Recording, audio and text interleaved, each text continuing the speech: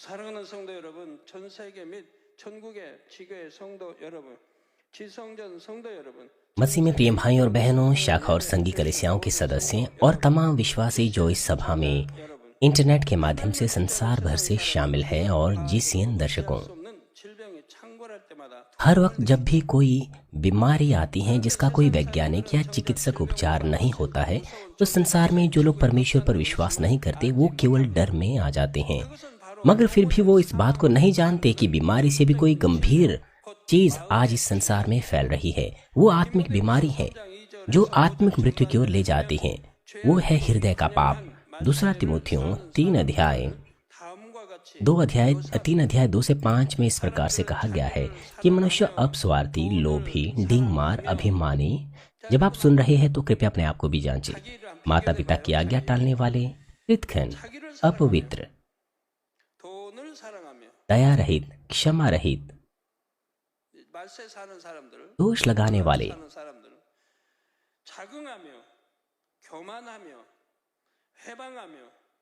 असंयमी, कठोर, भले के बैरी,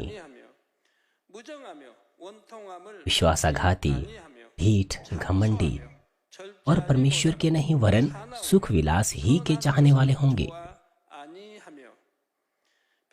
वे भक्ति का भेष तो धरेंगे पर उसकी शक्ति को ना मानेंगे। ऐसों से परे रहना।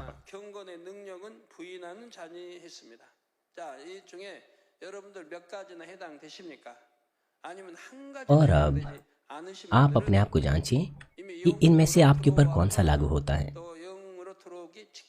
यदि इनमें से कुछ भी आपके ऊपर लागू नहीं होता तो आप पहले से आत्मा में आ चुके हैं या फिर आप आत्मा में आने वाले हैं। और इससे पहले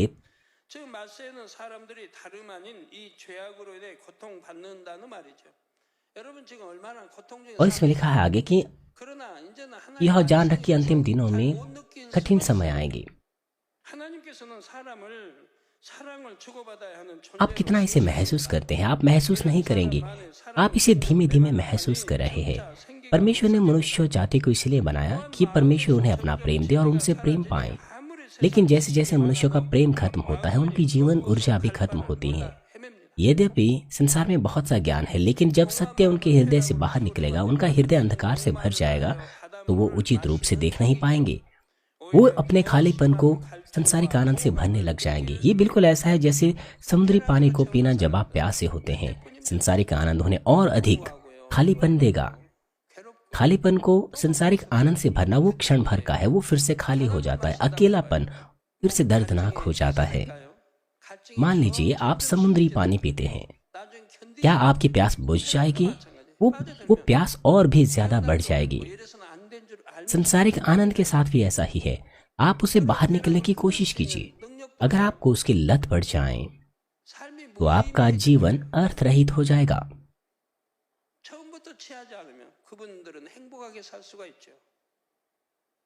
यदि आप शुरुआत ही से संसारिक आनंद में ना पड़े तो आप खुशी से अपना जीवन जी सकते हैं।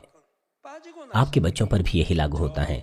अगर वो शुरू ही से खेलों का शिकार ना हो तो वो खुशी से आनंद से जीवन जिएंगे, लेकिन जब वो उसकी लत में लग जाते हैं तो फिर वो उसमें गहरे और गहरे गिरते जाते हैं।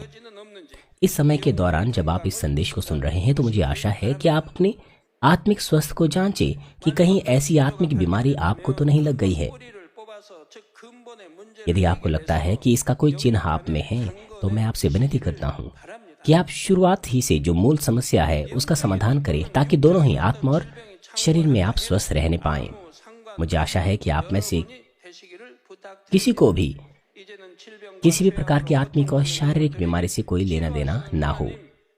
मैं प्रभु के नाम से प्रार्थना करता हूं कि आप भी प्रेमी परमेश्वर को और चंगाई देने वाले परमेश्वर को उन लोगों तक पहुंचा सके जो बीमारियों से पीड़ित है।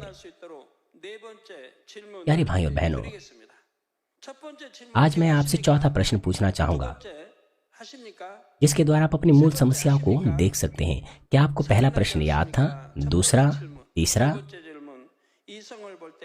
क्या आप खून नहीं करते? क्या आप हत्या नहीं करते? क्या व्यभिचारिक और वासना वाला हृदय आपके पास नहीं है। और जो तीसरा प्रश्न है, क्या आपके पास चोर का हृदय नहीं है? 감사하십니까? 이건 मैं आपसे पूछना चाहता हूँ कि क्या आप हर परिस्थिति में धन्यवाद देते हैं? मेरे पास हालांकि समय नहीं है इसके बारे में बताने के लिए, तो मैं इसे छोड़ दूंगा। 데살로니가 교회 항상 प्रेरित पौलुस ने 기뻐하십니다.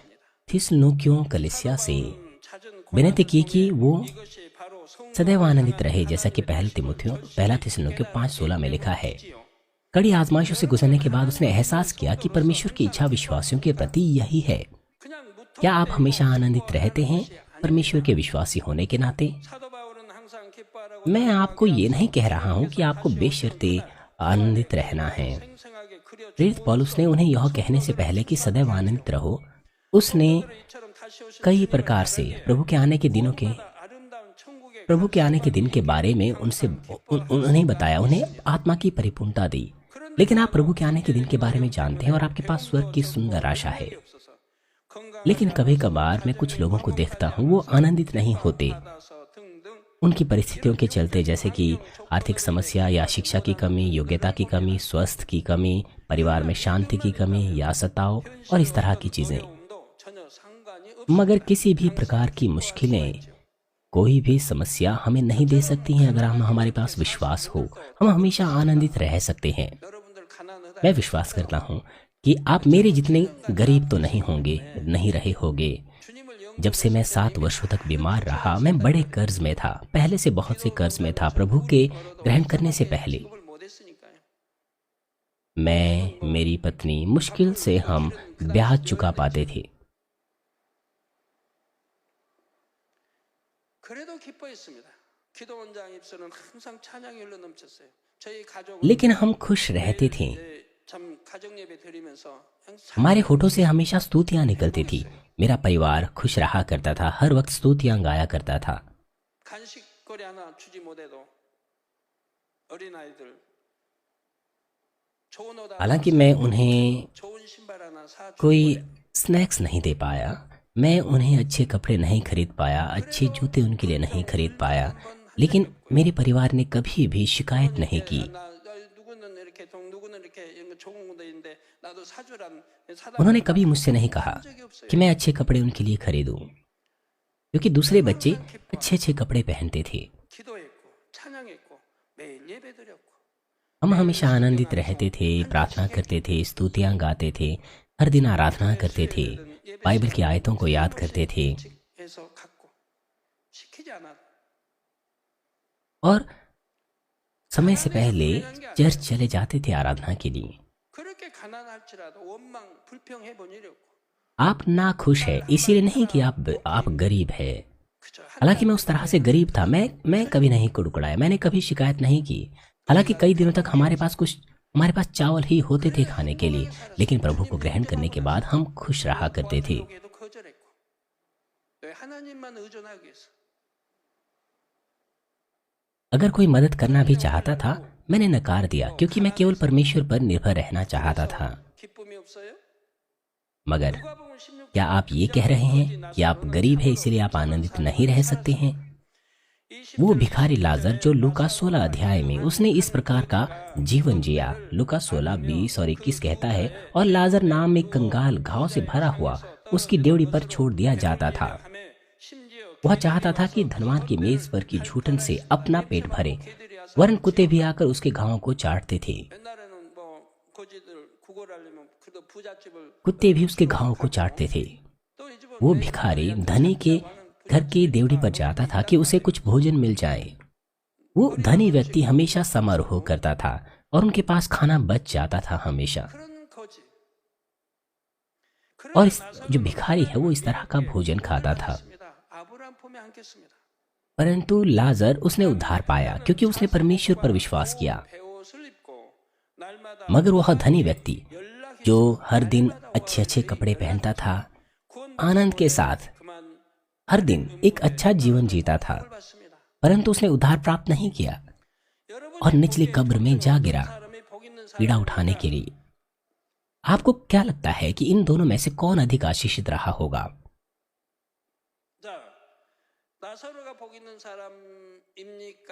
아니면 매일같이 잔치하고 ये लाजर है। 춤도 추고 먹고 क्या वो आशीषित व्यक्ति है या वो धनी व्यक्ति जो आनंद के साथ हर दिन उत्तम जीवन जीता था, खाता पीता था? क्या वो आशीषित व्यक्ति हैं? 거지 나사로가 더 복 있는 사람은 그 여러분 लाजर आशीषित जो एक भिखारी था वो आशीषित व्यक्ति था, वो अधिक आशीषित व्यक्ति था। आप इस बारे में अच्छे से जानते हैं, 차라리 परंतु आप क्यों इस पर नहीं चलते हैं? 갈 수 있다면 그것이 복이니 क्यों आप ये नहीं कहते कि भले ही मैं भिखारी बन जाऊं, लेकिन अगर मैं स्वर्ग जा सकूं तो मैं आशीषित हूं, 살아야겠다 इसलिए मुझे 해야지 않겠어? आज्ञाओं पर, व्यवस्था पर चलना चाहिए। 그런데 이런 이 부자 비록 부자로 그렇게 이 땅에서는 호화를 살았어도 भले ही 지옥에 가는 आपने इस धरती पर उच्च जीवन जिया हो, 할 필요도 없어요. लेकिन अगर आप नर्क चले जाएं तो आप आशीषित नहीं हैं। 어떤 사람인 줄 알면서도 여러분들은 죄를 지으려고 하고 भले ही इस बात को आप जानते हैं, 유익이 된다면 मगर फिर भी आप में से कुछ लोग पाप करने की कोशिश करते हैं, व्यवस्था का उल्लंघन करने की कोशिश करते हैं। अगर आपके पास दसों हजारों डॉलर्स आपके सामने रखे हो, 서도 행해 나간다 이 말. 그러니 आप जानते हैं कि ये आशीष नहीं है, मगर फिर भी आप इस तरह के कार्य करते हैं। इसीलिए परमेश्वर के वचन को मानना आपको पसंद नहीं है। 하나님 법 지키기를 너무 싫어하는 걸 볼 수가 있어요. असल में जब आपको कोई लाभ नहीं मिल पाता है 나사로처럼 산다. तो परमेश्वर की व्यवस्था से आप बहुत अधिक बैर रखने लग जाते हैं। 믿음이 있다면 기뻐. इसलिए आपको हमेशा आनंदित रहना है इस तथ्य से कि हमने उद्धार पा लिया है, भले ही हम लाजर के समान क्यों ना जी रहे हो। 믿음을 가진 신앙인은 हम हमेशा आनंदित रहेंगे पुनरुत्थान की आशा और स्वर्ग के राज्य की आशा के साथ, यदि हमारे पास सच्चा विश्वास है। परमेश्वर की संतान को भी ऐसा ही करना चाहिए। 자녀가 더 밝은 모습으로 परिवारों में जब मुश्किलें होती हैं तो बच्चे जो अपने माता पिता से प्रेम रखते हैं वो अक्सर अपने माता पिता से मिलने आएंगे। 어려움만 와도 힘들어하고 슬퍼한다. मान लीजिए हम परमेश्वर से प्रेम करते हैं, लेकिन अगर हम ऐसा महसूस करते हैं कि छोटी सी चीज भी बहुत मुश्किल है हमारे लिए, तो हम परमेश्वर को प्रसन्न नहीं कर सकते हैं। हालांकि परमेश्वर अपनी प्रिय संतान को लाजर के समान जीवन नहीं जीने देगा, उसे उन्हें लाजर के जीवन में नहीं रहने देगा। 것이라 이 말입니다. 하나님은 어떤 परंतु जब कोई व्यक्ति परमेश्वर से प्रेम करता है, 자녀들에게 परमेश्वर के वचन पर चलता है, 주기 तो भिखारी भी लाजर के समान नहीं रहेगा। परमेश्वर हमारी समस्याओं को सुलझाना चाहता है, वो भली वस्तुएं अपने बच्चों को देना चाहता है। 하나님의 능력을 체험하지 못 मगर समस्या यह है कि हम परमेश्वर की सामर्थ्य का अनुभव नहीं कर पाते, क्योंकि हम कुड़कुड़ाते हैं मुश्किल परिस्थितियों में। 드리고 दूसरे शब्दों में, अगर आप परमेश्वर को प्रसन्न करें तो समस्या सुलझ जाएगी, मगर परमेश्वर को प्रसन्न करने के बजाय आप परमेश्वर को दुखी करते हैं, क्रोधित करते हैं। 어떤 문제 गलती करने के बाद भी आप शिकायत करते हैं, कुड़कुड़ाते हैं और परमेश्वर को क्रोधित करते हैं, इसलिए आप उत्तर प्राप्त नहीं कर सकते। 기뻐하면 상황이 바뀝니다. ऐसी स्थिति में भी जहाँ पर हम आनंदित नहीं रह पाते हैं, स्थिति बदल जाएगी अगर आप आनंदित रहेंगे। 물러갑니다. ज्योति आपके ऊपर आएगी, अंधकार दूर हो जाएगा अगर आप सचमुच हृदय से आनंदित रहते हैं वचन का पालन करते हुए। हालांकि विश्वासियों को कभी कभार चिंता होती है, शारीरिक चीजों के लिए नहीं बल्कि आत्मिक चीजों के लिए। वो चिंता कर सकते हैं जब वो अपने पापों को एहसास करते हैं, कमी घटियों को एहसास करते हैं, मगर इन समय में भी उनको आनंदित रहना चाहिए। 또한 어려움에 직면할수록 기뻐하는 것이 바로 하나님을 참으로 신뢰하는 जिस दुख से पवित्रीकरण होता है, 여러분이 하나님을 अर्थात परमेश्वर पर भरोसा करना, वो प्रमाण है कि आप सचमुच परमेश्वर पर विश्वास करते हैं। जिस सीमा तक आप परमेश्वर पर भरोसा रखते हैं, यदि आपको आशीषें मिल सकें, पहला थिस्सलुनीकियों 5:24 में लिखा है, तुम्हारा बुलाने वाला सच्चा है 이 말씀 और वह ऐसा ही करेगा। 자녀로 빚어 주실 하나님의 जैसे कि कहा गया है, वो जो सचमुच सामर्थ्य पर और परमेश्वर के प्रेम पर भरोसा रखते हैं, वो हमेशा आनंदित रह सकते हैं, क्योंकि परमेश्वर उन्हें अपनी सच्ची संतान बनाएगा। 무엇보다 इसलिए मैं आपसे विनती करता हूँ कि आप हमेशा 되시기를 आनंदित रहे परमेश्वर पर भरोसा और विश्वास करने के द्वारा। इससे भी बढ़कर 미소가 मुझे आशा है कि आप आनंदित रहें, क्योंकि आप परमेश्वर से प्रेम करते हैं। 하나님을 अगर आप किसी से सच्चा प्रेम करते हैं, आप हमेशा अपने मुख पर मुस्कुराहट दिखाएंगे उसके प्रति। मैं प्रभु के नाम से प्रार्थना करता हूँ कि आप हमेशा परमेश्वर को प्रेम करके आनंदित रहेंगे, ताकि जो कोई भी आपको देखे वो परमेश्वर का प्रेम महसूस कर सके। प्यारे भाइयों बहनों, अब मैं आपसे 5वां प्रश्न पूछूंगा। क्या आप हमेशा प्रार्थना करते हैं परमेश्वर की इच्छा अनुसार? 너무 평범하고 쉬운 것 ये जो प्रश्न मैं आपसे पूछ रहा हूँ ये बहुत आसान है उत्तर देने के लिए, बहुत सामान्य और बहुत आसान है। 성은 좀 어려운 게 있었지만 두 번째는 좀 어려운 게 있었지만 दूसरा प्रश्न थोड़ा सा मुश्किल था, लेकिन बाकी जो दूसरे प्रश्न है वो बहुत आसान है। 마음만 먹으면 누구나 지킬 수 있는 것들. आप इन प्रश्नों को, मेरा मतलब है, अपने जीवन में पूरा कर सकते हैं अगर आप अपना मन ना बदलें तो। 여러분은 하나님의 뜻대로 늘 기도하십니까? 예를 들어 परंतु 하나님의 뜻은 क्या आप हमेशा प्रार्थना करते हैं परमेश्वर की इच्छा अनुसार? उदाहरण के लिए परमेश्वर की इच्छा उसके संतान के लिए यह है कि वे निरंतर और आदत से प्रार्थना करते रहें। क्या आप इस तरह से प्रार्थना करते हैं? यदि आप सचमुच किसी से प्रेम करते हैं तो आप उन्हें देखना चाहेंगे, उनसे बातचीत करना चाहेंगे, एक और ज्यादा, एक और बार। 찾아 उसी प्रकार अगर आप परमेश्वर से प्रेम करते हैं, आप हर दिन उसे खोजेंगे प्रार्थनाओं में।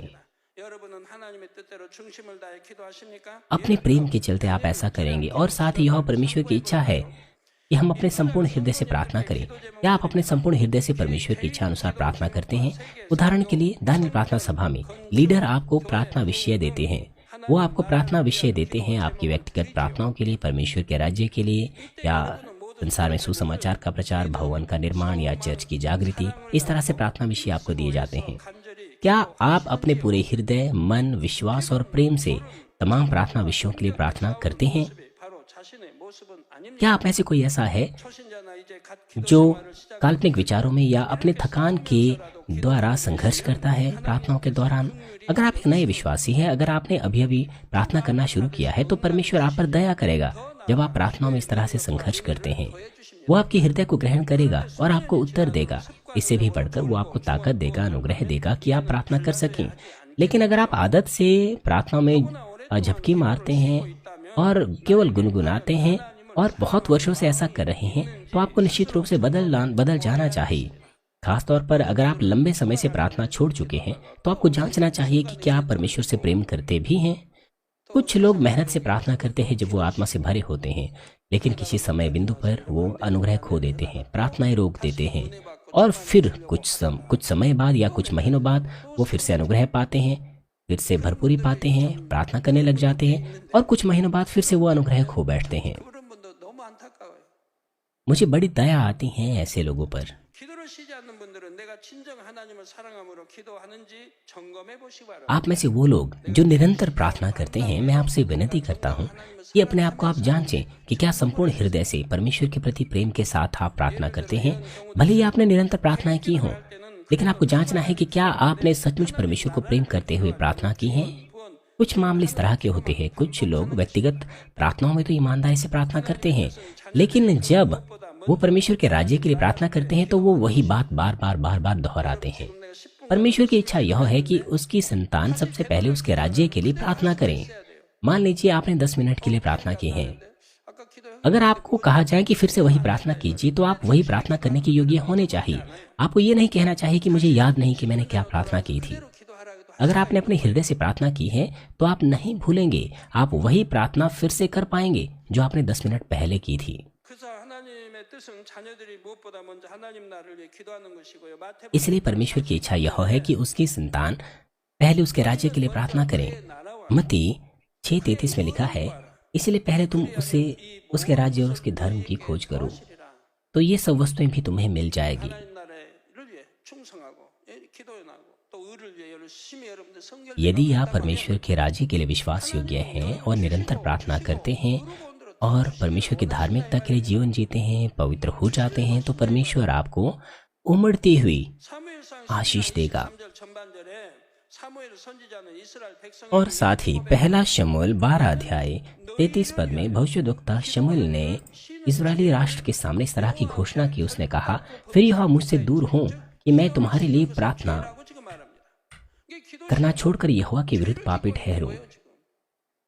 वो कहता है कि 문제만 생기면 하나님 응답 प्रार्थना को छोड़ना पाप है। 죄의담이 अगर आप प्रार्थना छोड़ रहे हैं तो आप पाप कर रहे हैं। 응답이 오겠냐 जब आप प्रार्थना में होते हैं तो आप कहते हैं कि परमेश्वर मुझे उत्तर दीजिए, लेकिन आपके पास पाप की दीवार होती है, तो आप कैसे उत्तर प्राप्त कर सकते हैं। 기도하라고 하신 आपको परमेश्वर के सामने आपकी दीवार नहीं बनानी चाहिए अपने सामान्य समय में। ये कितना अच्छा होगा 하나님의 백성들로 하나님 कि अगर आप प्रार्थनाएं करते रहें, जैसा वो कहता है कि निरंतर प्रार्थना करो। और यह परमेश्वर के लोगों के लिए एक सामान्य बात है, सामान्य कार्य है। 자신이가 너희를 위하여 사도 사무엘 शमूएल कहता है 장로님들 일꾼들 कि तुम्हारे लिए, इसका मतलब है उसके अपने लिए नहीं बल्कि तुम्हारे लिए, भेड़ों के लिए, पास्टर्स, एल्डर्स, लीडर्स, आपको अपने दिए हुए कामों के लिए प्रार्थना करनी चाहिए और आपको सौंपी हुई भेड़ों के लिए प्रार्थना करनी चाहिए। 죄를 범치 말아야 돼. आपको प्रार्थना छोड़कर पाप नहीं करना चाहिए, 사무엘은 이스라엘을 위한 प्रार्थना छोड़ने का पाप नहीं करना चाहिए। 말합니다. 이 고백을 통해 우리는 하나님의 शमूएल कहता है कि मैं तुम्हारे लिए प्रार्थना करना छोड़कर यहोवा के विरुद्ध पापी ठहरूं, मुझसे ऐसा ना हो। जैसा शमूएल ने कहा है, 일꾼이라면 हम देख सकते हैं कि जो सचमुच परमेश्वर से प्रेम करता है वो किस तरह की भावना से प्रार्थना करता है। खासतौर पर जिनको परमेश्वर की आत्माएं सौंपी गई है, आपको प्रार्थना करने का प्रयास करना चाहिए। शमूएल परमेश्वर से प्रेम करता था, इजरायलियों से भी प्रेम करता था जो परमेश्वर की संतान थी। वो पिता के हृदय से प्रार्थना करता था, इसलिए उसने कभी भी अपने लोगों के लिए प्रार्थना करना नहीं छोड़ा। परमेश्वर शमूएल से अवश्य ही अति प्रसन्न रहा होगा। 선지자처럼 하나님을 기쁘시게 यदि आप 기도를 प्रार्थनाओं के उत्तर प्राप्त करना चाहते हैं तो मैं आपसे विनती करता हूं कि आप भविष्यद्वक्ता शमूएल के समान प्रार्थना करें परमेश्वर को प्रसन्न करने के लिए। सबसे बढ़कर आपको प्रेम से प्रार्थना करनी चाहिए ताकि प्रार्थना अपने आप में 그것을 응답받으시기를 주님의 이름으로 प्रेम का अंगीकार 합니다. हो परमेश्वर के सम्मुख। ऐसा करने के द्वारा मैं प्रभु के नाम से प्रार्थना करता हूं कि जो कुछ भी आप परमेश्वर से प्रार्थना में मांगे उसे प्राप्त कर सकें। मसीह में प्रिय भाई और बहनों, अब मैं छठवां प्रश्न आपसे पूछता हूं। 우리 성도님들은 वो सारे प्रश्न जो मैंने आपसे पूछे हैं वो सारे के सारे आसान प्रश्न थे, क्या है कि नहीं? 하십니까? क्या आप बाइबल का कम से कम एक अध्याय पढ़ते हैं और हर दिन एक बाइबल आयत याद करते हैं? आपको दिन में एक बाइबल का अध्याय पढ़ना चाहिए और हर दिन एक बाइबल आयत याद करनी चाहिए। लेकिन क्या आप ऐसा करते हैं? ये बहुत आसान है कि नहीं? 하나님을 사랑합니다. 요한복음 1장 1절에 वो जो परमेश्वर से प्रेम करते हैं उसके वचन से भी प्रेम करते हैं, जैसे कि यूहन्ना 1:1 में लिखा है, आदि में वचन था और वचन परमेश्वर के साथ था और वचन परमेश्वर था। ये वचन परमेश्वर है। इसलिए अगर आप बाइबल को पढ़ते हैं तो आप ऐसा महसूस करेंगे मानो परमेश्वर से बात कर रहे हैं। प्रार्थना करना, बाइबल पढ़ना, वो परमेश्वर से बात करने के समान है। जब आप संदेश सुनते हैं तो आप केवल उन्हें सुन रहे होते हैं, 말씀을 लेकिन आप परमेश्वर का वचन सुन रहे होते हैं। 하나님 말씀 듣기를 사모해야 하지 않겠습니까?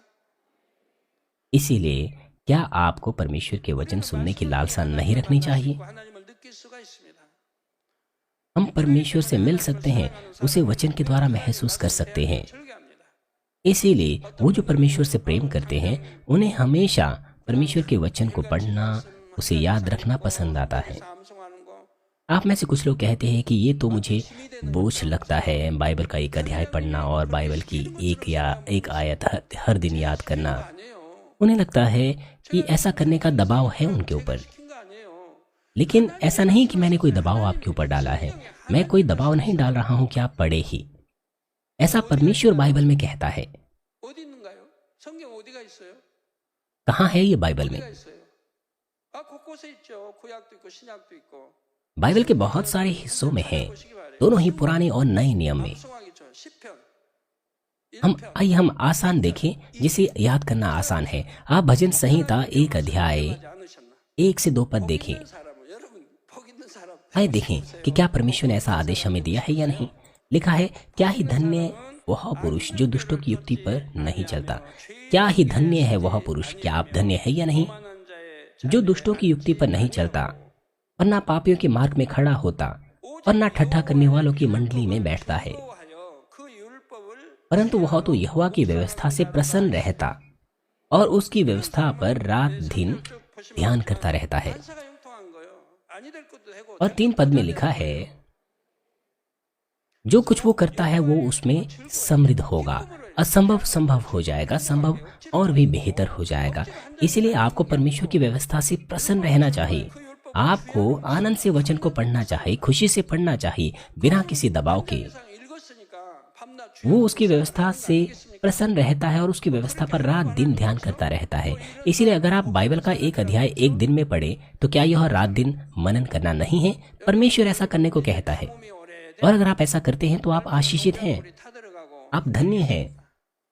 열매도 अगर लंबे समय तक अकाल पड़ा रहे 이렇게 하는 तो फसल के लिए कितनी मुश्किलें हो जाती हैं, उनमें कोई फल नहीं लग पाता है। 그 잎사귀가 마르지 아니함 같으니 그 행사가 타형통하리로다. लेकिन जो इस तरह से करता है वो उस वृक्ष के समान है जो बहती हुई 저는 여러분들에게 नदी के किनारे लगाया गया है, जिसका पत्ता कभी नहीं सूखता। वो अपने अपने समय में फल उत्पन्न करता है। 이런 축복된 제 आप इस तरह से समृद्ध हो गए। ये कितनी धन्य बात है, कितनी आशीषित बात है। 이렇게 해달라고 사정을 하는데 कौन सी कलीसिया इस बात का इनकार करेगी? 뭐하러 그냥 단에서 사정까지. हम इस तरह की कलीसिया है जो इस तरह से आशीषित है। 여러분 복 있는 사람 또 형통하게 나 인도받기 위해서 이렇게 해야 되기 때문에 하라는 आपको आशीष पाने के लिए, समृद्ध होने के लिए ऐसा करना है। 그게 뭐 너무 간단하잖아요. 우리 연로하신 분들은 ये बहुत आसान है। बाइबल की एक आयत को एक दिन में याद करना है कि नहीं? 잊어버려도 암송했어요. बुजुर्ग सदस्यों, क्या आपको चिंता है कि आप जल्दी ही भूल जाते हैं? अगर आप याद करते हैं, ठीक है, कोई बात नहीं। जो कुछ आपने सुबह याद रखा और शाम को जब आप बिस्तर पर जाते हैं, अगर आप भूल जाते हैं, ठीक है, कोई बात नहीं। 그리고 마음에 흔적이 남아 있는 거예요. अगर आप भूल जाते हैं क्योंकि आपकी याददाश्त अच्छी नहीं है, लेकिन परमेश्वर इस बात से प्रसन्न होता है कि उस दिन आपने उसे याद किया था, उसे आपके हृदय में उसका चिन्ह आ जाता है। 시간 뭐 별로 들어가는 것도 भले ही आप उसे भूल जाए, लेकिन उसका चिन्ह रह जाता है। 없으면 밤낮 ये आयतें कितनी आसान है, इनमें ज्यादा समय नहीं लगता। इससे भी बढ़कर परमेश्वर कहता है कि हम दिन रात उसकी व्यवस्था पर मनन करें। 이상 लेकिन मैं ऐसा करने को आपको नहीं कह रहा हूँ। 몇 분밖에 안 걸리잖아요. एक अध्याय को पढ़ना, इसमें कुछ ही मिनट्स लगते हैं। 이런 거 빼고는 그냥 나 몇 분 안 걸리고 어떤 거는 भजन संहिता 119 को छोड़ 보면 또 꽤 कुछ अध्याय में हालांकि कुछ मिनट्स लग जाते हैं, लेकिन कुछ में कुछ ही सेकंड्स लगते हैं। 들은 거된 훈련을 받는 중에 한 번쯤 कुछ और ऐसे काफी अध्याय है जिसमें 1 मिनट से भी कम समय लगता है। आइए मैं एक दृष्टांत आपको देता हूँ। जो सेना में जाते हैं उनके प्रशिक्षण के दौरान उन्हें पत्र आते हैं। उन्हें बड़ी खुशी का समय लगता है वो जब उनके माता पिता, भाई बहन या मित्र उन्हें पत्र भेजते हैं। वो उन पत्रों को बार बार पढ़ते हैं। 사랑하는 연인에게 왔고 आप उन पत्रों को हर जगह, हर कहीं नहीं फेंकते हैं, आप अपने पास रखते हैं। आप जब उठते हैं तो बार बार आप उन पत्रों को पढ़ते हैं, अगर वो आपके प्रिय व्यक्ति ने आपको भेजा हो। ऐसा इसीलिए है क्योंकि उन पत्रों में उनका हृदय पाया जाता है। 건강한지 끼니는 잘 जिन्होंने वो पत्र 염려하는 부모 आपको लिखा, 아들을 사랑하는 माता पिता उनसे पूछते हैं कि वो स्वस्थ है भी या नहीं, क्या वो अच्छे से खा रहे हैं या नहीं। और इन पत्रों में माता पिता का प्रेम भी पाया जाता है जो अपने बच्चों के प्रति चिंतित होते हैं। इसी प्रकार से बाइबल में परमेश्वर पिता का प्रेम पाया जाता है। 하나님의 위로가 담겨 있 इसमें हमारे लिए रूपरेखा पाई जाती है कि हमें हर दिन कैसे जीवन जीना है, और यहाँ हमारे लिए परमेश्वर की ओर से तसल्ली का कारण भी है। इसलिए अगर हम परमेश्वर से प्रेम करते हैं तो स्वाभाविक रूप से उसके वचन को पढ़ने से भी हम प्रेम करेंगे। अगर हम परमेश्वर से प्रेम करते हैं तो हम उसकी इच्छा जानना चाहेंगे, उसकी इच्छा पर चलना चाहेंगे। इसीलिए उसके वचन को सुनने, उसके वचन को पढ़ने और उस पर मनन करने के द्वारा हम और अधिक परमेश्वर के बारे में जानना चाहेंगे। और साथ ही उसका वचन आत्मिक रोटी है जो आत्मा को जीवन देती है। यीशु अपने आप में वचन है जो मनुष्य देह में इस संसार में आया, और उसने अपना परिचय इस प्रकार से दिया। यूहन्ना 6:51 में लिखा है, जीवन की रोटी जो स्वर्ग से उतरी मैं हूँ। यदि कोई इस रोटी में से खाए तो सर्वदा जीवित रहेगा। जीवित रोटी 어디 있어요? 공짜 안 되고 또 जो स्वर्ग से उतरी, वो कहता है वो मैं हूँ। और वो कहता है कि यदि कोई इस रोटी में से खाए तो सर्वदा जीवित रहेगा। कौन इसे नहीं खाना चाहेगा? और यह मुफ्त में है। 사시기만 하면 बाइबल को पढ़ना ये मुफ्त है। जब आप बाइबल कुछ पैसे से खरीद लेते हैं तो उसके बाद ये आपके लिए 이것도 싫다. मुफ्त हो जाती हैं। 어찌 आप अनंत मार्ग के जीवन की ओर मुफ्त में जा सकते हैं। लेकिन अगर आप कहें कि आपको यह पसंद नहीं, तो क्या उसका कोई मतलब बनता है? अगर आप थोड़ा सा भी परमेश्वर से प्रेम करते हैं तो क्या इसका कोई मतलब बनता है? 나는 기도에도 क्या आप ये कहते हैं 말씀합니까? 문제가 해결이 안 된다고 말씀합니까?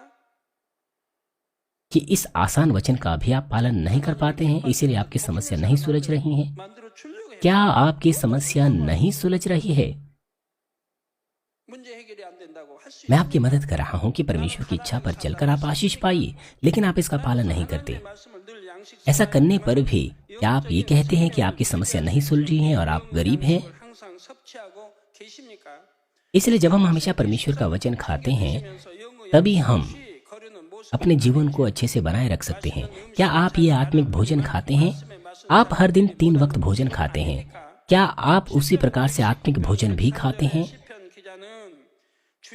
आप भोजन का स्वाद लेते हैं। क्या आप परमेश्वर के वचन का स्वाद भी अनुभव करते हैं? भजन संहिता 119 103 में लिखा है, तेरे वचन मुझको कैसे मीठे लगते हैं, वे तो मेरे मुंह में मधु से भी मीठे हैं। यदि आप सचमुच परमेश्वर पर विश्वास करते हैं कि परमेश्वर का वचन इस प्रकार का है, तो शायद कोई भी ऐसा नहीं होगा जो आशीष ना पाए, जिसका आत्मा और प्राण समृद्ध ना हो। आप परमेश्वर का वचन पढ़ते और सुनते हैं तो आपका आत्मा और प्राण कैसे समृद्ध नहीं होगा? यदि आप परमेश्वर के वचन पर दिन और रात मनन करें, उसके वचन का पालन करते हुए, तो फिर आप भी ऐसा ही अंगीकार करेंगे जैसे कि ये भजनकार करता है।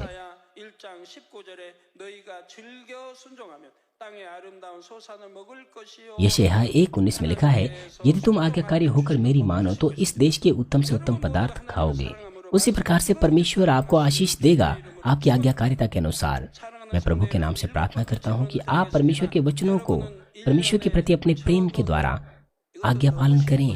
प्रिय भाई और बहनों, अब मैं आपसे 7वां प्रश्न पूछूंगा। क्या आप कम से कम साल में एक व्यक्ति को सुसमाचार का प्रचार करते हैं? ये बहुत आसान है।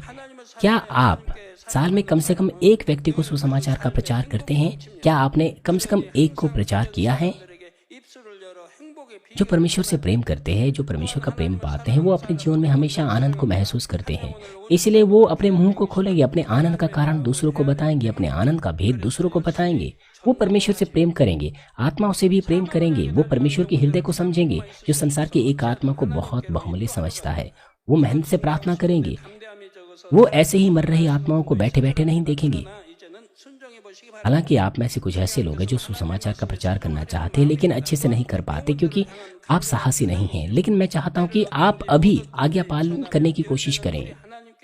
आपके अंदर इच्छा होनी चाहिए कि परमेश्वर के वचन का पालन करें और आत्माओं से प्रेम करें। अगर आप ऐसा करते हैं तो परमेश्वर हमें फल देगा। मुझे आशा है कि आप परमेश्वर के प्रेम से भरे रहें और इसके द्वारा आप सुसमाचार का प्रचार करें। प्यारे भाई और बहनों, 8वां और अंतिम प्रश्न, ये बहुत ही एक विशाल प्रश्न है जिसमें सारे प्रश्न सम्माहित है। क्या आपके अंदर शांति है? चतुर्दुष्ट वहां कार्य करता है जहां शांति भंग होती है। जहां शांति भंग होती है परमेश्वर वहां कार्य नहीं करता। अगर आपके परिवार में शांति भंग है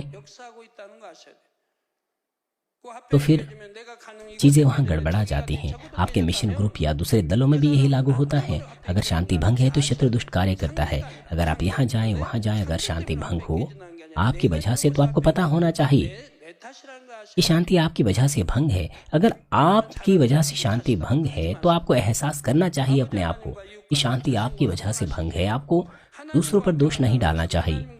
क्या पिता परमेश्वर अपने पड़ोसियों और अपने साथ आपने शांति बनाए रखी है? अगर परमेश्वर के साथ आपकी शांति बनी है तो इसका मतलब है कि परमेश्वर और आपके बीच में कोई पाप नहीं है। अगर आपके और आपके पड़ोसी के बीच में शांति है तो इसका मतलब है कि आप परमेश्वर के सदृश बन गए हैं। और जो अपने आप से शांति रखते हैं इसका मतलब है वो पवित्र बन गए हैं। सत्य और पाप के विरुद्ध उनके हृदय में कोई संघर्ष नहीं होता है। अगर अपने साथ आपके हृदय में आपके पास शांति है तो परमेश्वर आपको सब कुछ दे देगा। ये बाइबल में है कि नहीं?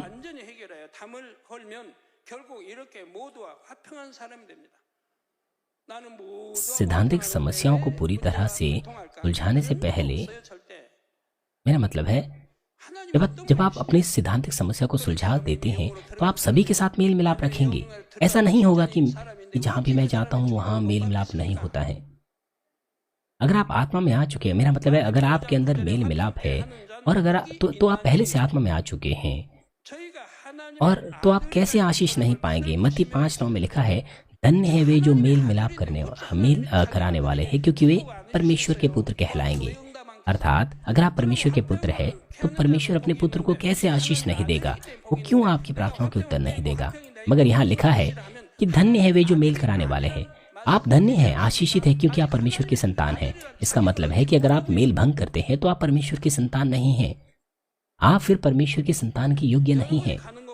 अगर आप मेल भंग करते हैं, मुझे आशा है कि आप लड़ाइयाँ और तकरारें दूर हों और जहाँ आप जाएं वहाँ शांति हो और आप परमेश्वर के सच्चे पुत्र और पुत्री कहला सकें।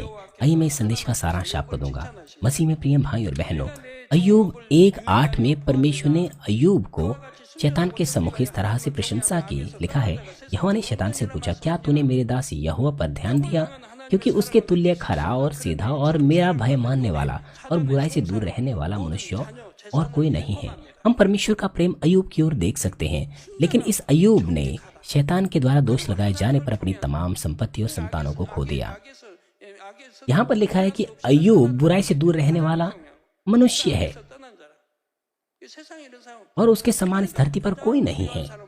उसके तुल्य खरा और सीधा और मेरा भय मानने वाला और बुराई से दूर रहने वाला मनुष्य कोई और नहीं है।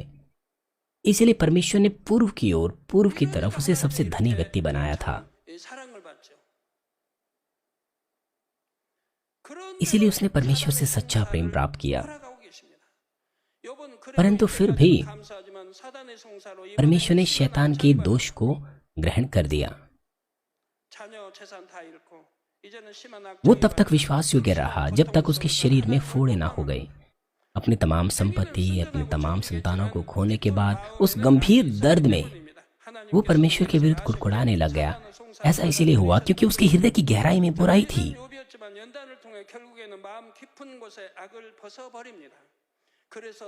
हालांकि उसके कार्य खरे थे, सिद्ध थे, लेकिन उन आजमाइशों के द्वारा अय्यूब ने जब अपने तमाम हृदय की गहराई में छुपी बुराई को दूर किया तो वो परमेश्वर की सच्ची संतान बन गया, जो अपने हृदय से परमेश्वर से प्रेम करता था। तब परमेश्वर ने पहले से भी कहीं ज्यादा आशीषें अय्यूब को दी। अय्यूब पूर्व में धनी, सबसे अधिक धनी व्यक्ति हुआ करता था और फिर परमेश्वर ने पहले से कहीं दुगनी आशीष उसको दी। परमेश्वर ने उसे बहुत सी संतानें दी, स्वस्थ दिया और एक लंबा जीवन दिया। अर्थात परमेश्वर ने उसे दुगनी बहुत तायत की आशीष दी। परमेश्वर ने उसे बहुत सुंदर बेटियां दी जब उसे फिर से बच्चे हुए। इसलिए हम कह सकते हैं, जब आप पवित्र हो जाते हैं तो आपके बच्चे भी सुंदर होंगे, क्योंकि परमेश्वर आपसे प्रेम करता है। आपके बच्चे सुंदर पैदा होंगे।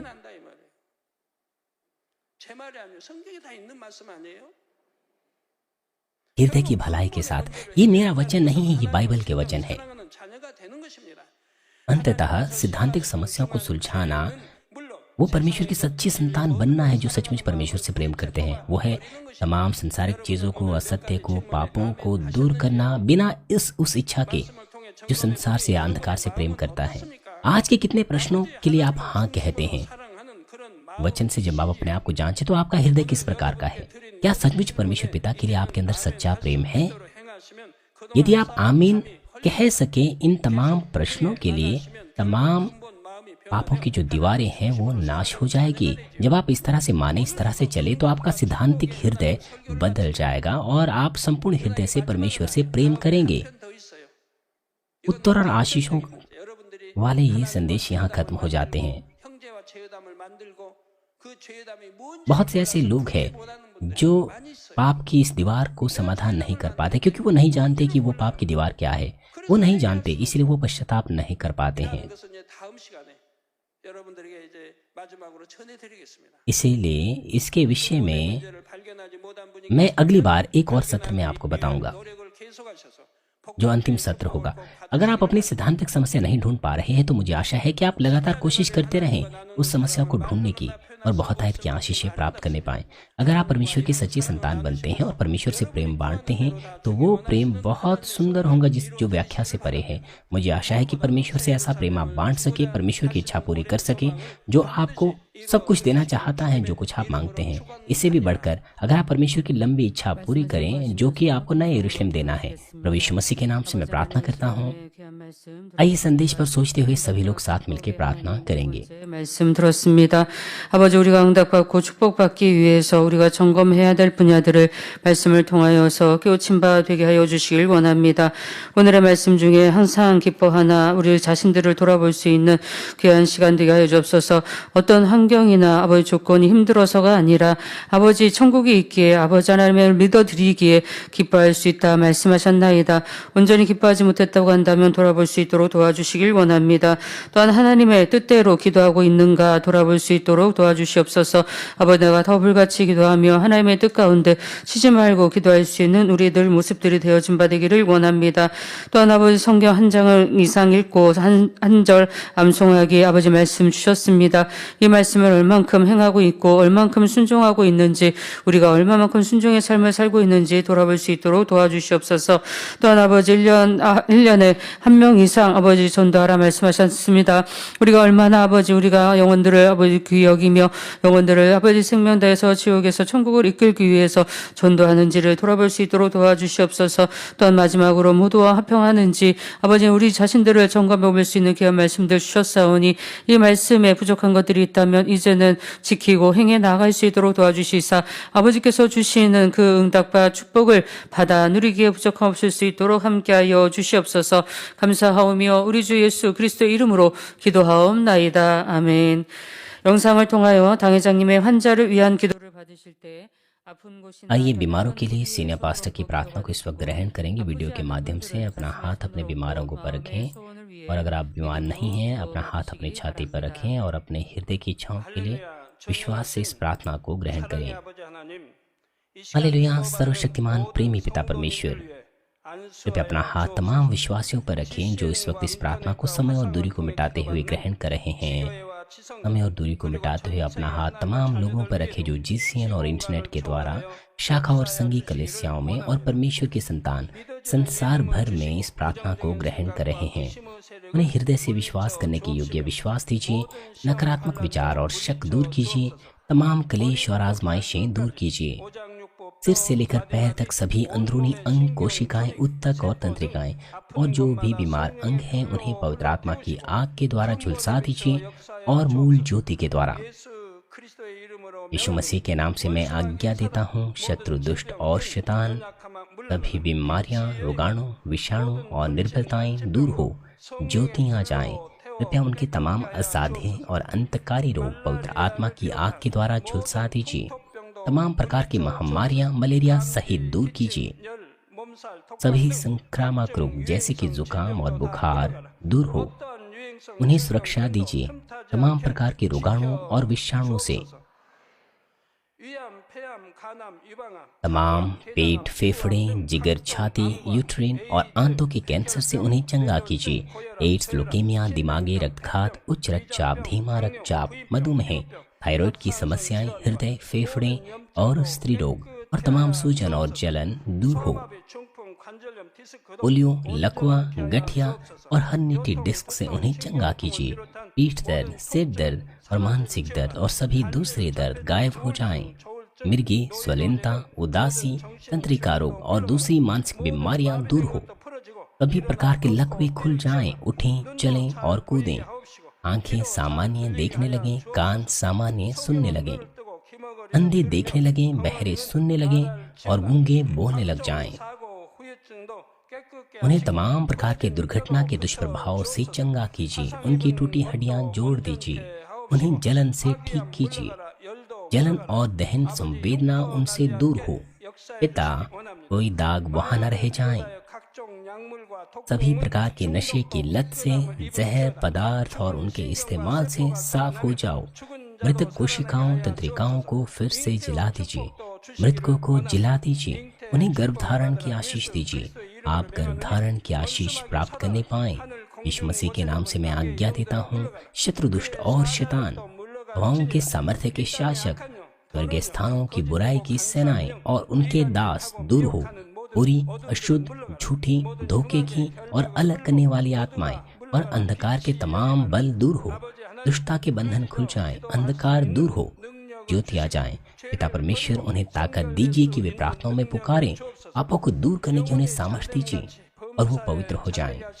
जब उनका प्राण समृद्ध होता है तब बातों में वे भले चंगे रहें।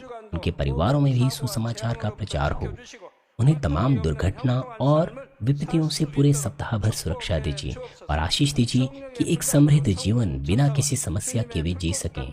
पवित्र आत्मा के अग्नि में बाड़े में स्वर्गीय सेना स्वर्गदूतों और अपनी धधकती आंखों के द्वारा अपने सभी बच्चों को उनके घर, कार्यशालाओं और व्यापारों को सुरक्षा दीजिए। विद्यार्थियों को बुद्धि और समझ दीजिए। जोश और जुनून मेहनत से पढ़ाई करने के लिए उन्हें दीजिए। उनका हृदय और मन संसारिक चीजों से बचाएं और वो परमेश्वर को और भी अधिक जुनून के साथ प्रेम करने पाएं। आपके बच्चे चाहे खाएं पिएं या जो कुछ भी करें, इन सब में वो अपना जीवन पिता परमेश्वर आपको महिमा देते हुए जीने पाएं। वो जीवित परमेश्वर की गवाही ये कहकर देने पाएं कि मैं परमेश्वर से मिला हूँ, मैंने परमेश्वर का अनुभव किया है, उससे उत्तर और आशीषें प्राप्त किए हैं। पिता परमेश्वर आपका धन्यवाद। सारी महिमा केवल आपको मिले। हमारे प्रभु यीशु मसीह के नाम से मैं प्रार्थना करता हूँ, आमीन।